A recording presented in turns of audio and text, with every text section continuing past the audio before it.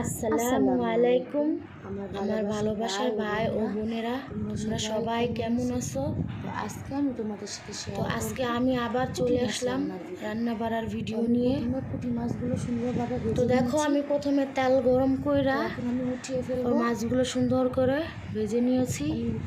আমি একটু হালকা হালকাভাবে মাছগুলো ভেজে ভাজা হয়ে গেছে, তো মাছগুলো উঠিয়ে ফেলবো। এখন আমার প্রায় পোলা শেষ।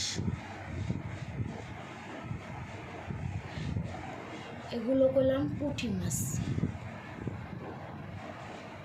তো এখন এই তেলের ভিতরে আমি দিয়ে দেবো